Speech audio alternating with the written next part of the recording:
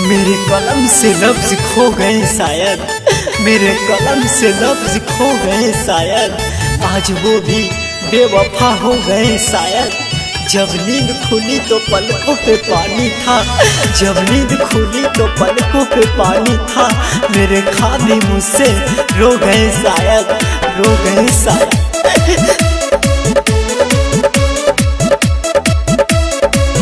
हमरा जहानी के दे दे भाई खबर रे, हमरा बिना कैसे रहते हमारा लाभार रे। ए भाई हमरा जहानी के दे दे भाई खबर रे, हमरा बिना कैसे रहते हमारा लाभार रे।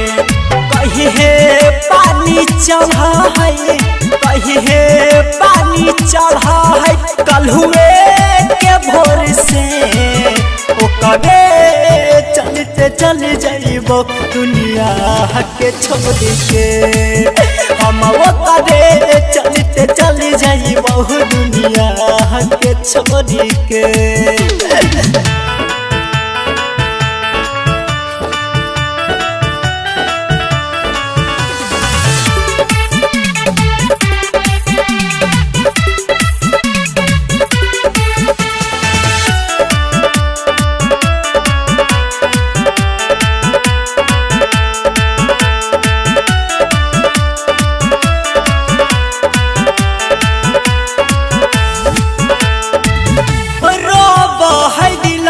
लेके मिलन के आस रे, एक झलक पावे खातिर रुकल है सांस रे।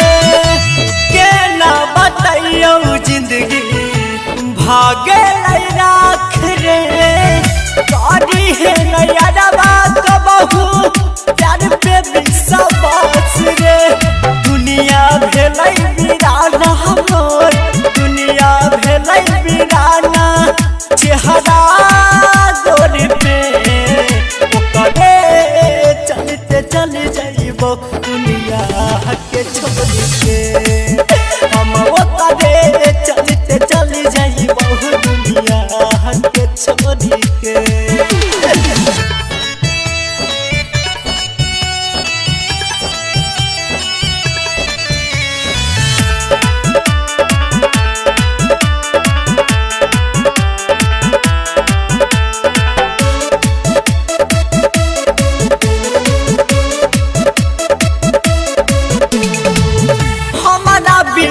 कैसे रहते खुशहाल रे, मिट जैते दुनिया से नाम हमारा रे।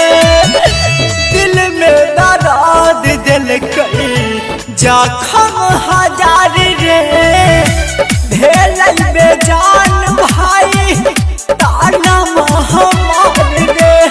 बिना निर्मल रमेश के कहबी परदी बाबा के जैते ओर में, ओकरे चलते चल जाइबो दुनिया के छोड़ के, हम ओकरे चलते चल जाइबो दुनिया के छोड़ के।